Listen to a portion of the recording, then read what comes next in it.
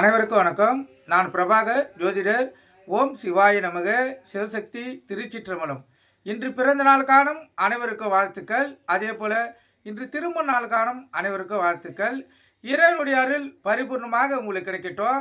உங்களுடைய மனம் எதை என்னை ஆசைப்படுகிறதோ அந்த ஆசை நிறைவேறட்டும் என்று எம்பெருமான் சிவபெருமானிடம் அடியேன் வேண்டிக் கொள்கிறேன். இப்போ நான் என்ன சொல்ல போகிறேன்னா, இந்த திருமணம் செய்ய உகந்த நாட்களும் உகந்த நட்சத்திரம் உகந்த திதி இதை ஒரு கருத்தாக சொல்கிறேன், கருத்தில் கொண்டு பயன்பெறுங்க. ஏன்னா இதெல்லாம் தெரிஞ்சு வச்சுக்கிறது நல்லது. நீங்களே பார்த்து கேலண்டரை பார்த்து திருமண தேதி குறிச்சிட்டு அதுக்கப்புறம் நீங்கள் ஜோசியர்கிட்ட போட்டு இந்த நாள் நல்லா பார்த்து சொல்லிக்கலாம். இப்போ பார்த்தீங்கன்னா, திருமணம் என்பது இரு மனங்கள் இணைகின்ற உன்னதமான ஒரு நிகழ்வாகும். ஜோதிட ரீதியாக எந்த நேரத்தில் மனமுடித்து வைப்பது நல்லது என கருத்து தெரிவிச்சிருக்காங்க. திருமணம் செய்ய குரு சுக்கிரன் போன்ற கிரகங்கள் அஸ்தமனம் இல்லாத தேதியில் ரோகிணி, மிருகசீஷ்டம், மகம், உத்திரம், அஸ்தம், சுவாதி, அனுசம், மூலம், உத்திராடம், திருவோணம், உத்திராதி, ரேவதி ஆகிய நட்சத்திரங்கள் திருமணம் செய்ய மிகவும் உத்தமமான நட்சத்திரங்களாகும். அதே போல் அஸ்வினி, புனர்பூசம், பூசம், சித்திரை, அவிட்டம், சதயம் ஆகிய நட்சத்திரங்கள் மத்தியமான நட்சத்திரங்களாகும். மீதி நட்சத்திரங்களை திருமணம் செய்யக்கூடாது, தவிர்க்கணும். மேற்கூறிய நட்சத்திரங்களில் திதி பார்த்திங்கன்னா துதிகை, திருதிகை, பஞ்சமி, சஷ்டி, சப்தமி, தசமி, ஏகாதசி, துவாதசி, திரியோதசி போன்ற திதிகளுடன் கிழமை பார்த்திங்கன்னா ஞாயிறு, திங்கள், புதன், வியாழன், வெள்ளி போன்ற கிழமைகளும் சேர்ந்து வருமானால் இந்த நாட்களில் திருமணம் செய்து வைப்பது மிக மிக உத்தமமாக இருக்கும். ஆணும் பெண்ணும் மகிழ்ச்சிகரமாக வாழக்கூடிய வாய்ப்பை ஏற்படுத்தி தரும். அதே போல் மேற்கூறிய திதி, கிழமை, நட்சத்திர நாட்களில் ரிஷமம், மிதுனம், கடகம், கன்னி, துலாம், தனுசு, கும்பம் லக்கணங்களாக அமைந்து முகூர்த்த லக்கணத்துக்கு 3, 6, 11 பாவிகள் இருப்பது சிறப்பான பலனை கொடுக்கும். அதே போல் 6, 8 சுக்கிரன், புதன் இல்லாது இருப்பதும் 7ஆம் இடம் சுத்தமாக இருப்பதும் அந்த திருமண தம்பதிகளுக்கு மகிழ்ச்சிகரமான வாழ்க்கையை ஏற்படுத்தி கொடுக்கும்.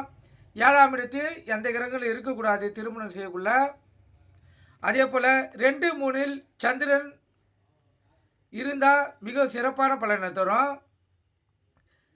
திருமணம் நாளானது ஆண் பெண் இருவருக்கும் தாராபலன் உள்ள நாட்களாக இருக்கிறதா என்று பார்க்க வேண்டும். இருவருக்கும் இல்லை என்றால் ஒருவருக்கு இருந்தாலும் திருமணம் செய்யலாம். திருமணம் ஜென்ம நட்சத்திரத்திலும் 7வது நட்சத்திரத்திலும் செய்யக்கூடாது. செவ்வாய், சனிகளில் 1000 பொருத்தங்கள் கூடி வந்தாலும் எக்காரத்து கொண்டும் திருமணம் செய்யக்கூடாது.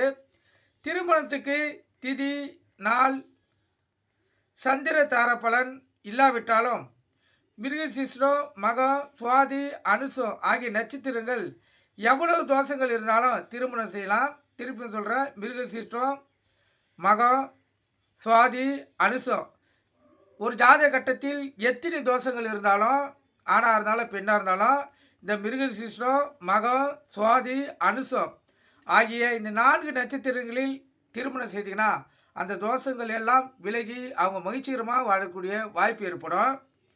திதியை விட நாள் பல முடியாது, நாளை காட்டிலும் நட்சத்திரம் பல முடியாது, நட்சத்திரத்தை காட்டிலும் லக்கணம் பல முடியாது.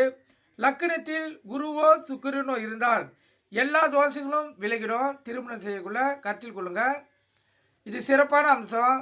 லக்கணத்தில் கோச்சாரத்தில் திருமணம் நடக்கக்குள்ள குரு இல்லைன்னா சுக்கிரன் 2 பேரில் ஒருத்தர் இருந்தாங்கன்னா அனைத்து விதமான தோஷங்களும் புதுமண தம்பதியர்களுக்கு விலகிடும். கருத்தில் கொள்ளுங்கள்.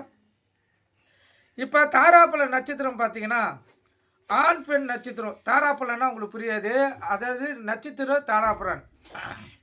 தாராபல நட்சத்திரம் என்பது ஆண் பெண் நட்சத்திரத்துக்கு 2, 4, 6, 8, 9, 11, 13, 15, 17, 18, 20, 22, 24, 26, 27 இந்த நட்சத்திரங்களாக வருவதாகும்.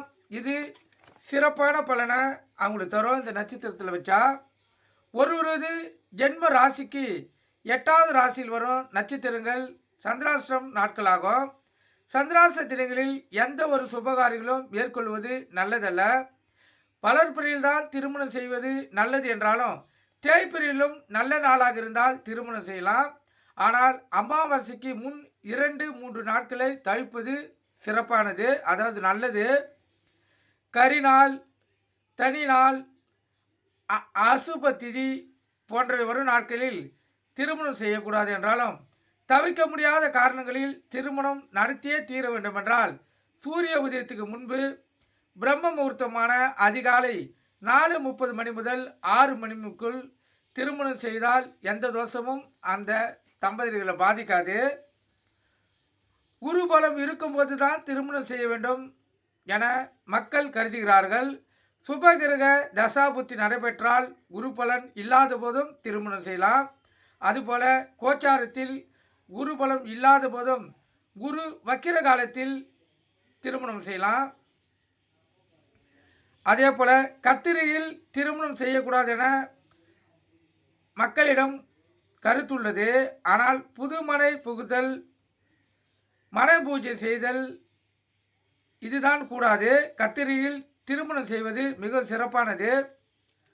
மணமக்களுக்கு அஷ்டமத்து சனி, 7.5 சனி நடந்தாலும் மணமக்களுக்கு நல்ல திசை குரு பலம் இருந்தால் திருமணம் செய்யலாம். ஆடி, புரட்டாசி, மார்கழி, மாசி, பங்குனி ஆகிய மாதங்களில் திருமணம் செய்யக்கூடாது. மாதங்கள் என்றாலும் சிலர் மாசி, பங்குனி மாதங்களில் திருமணம் செய்கிறார்கள். ஆந்திரா, கர்நாடகா மாநிலத்தில் ஆடி, புரட்டாசியிலும் திருமணம் செய்கின்றனர். தமிழர் திருமணத்தை காலை நேரங்களில் செய்கின்றனர்.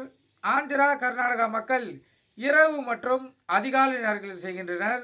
திருமணம் சார்ந்த நிகழ்வான நிச்சயம், பெண் பார்த்தல் போன்றவைகளை மேற்கொள்வதற்கு திருமணத்துக்கு கடைபிடிக்க வேண்டிய விதிகளை கடைபிடிக்க வேண்டுமென்றாலும் நிச்சயம், பெண் பார்த்தல் போன்ற நிகழ்வுகளை சனி, செவ்வாய் தவிர மற்ற கிழமைகளில் மாலை நேரங்களில் குரு, சுக்கிரன், புதன் போன்ற சுபகிரகங்கள் ஓரையில் மேற்கொள்வது மிகவும் உத்தமமான பலனை அஞ்சாதவர்களுக்கு தரும். இது திருமணம் சம்பந்தமான சிறு கருத்து, தெரிஞ்சு வச்சுக்கினா நல்லது. கருத்தில் கொண்டு பயன்பெறுங்க. நன்றி, வணக்கம். வாழ்க வளமுடன்.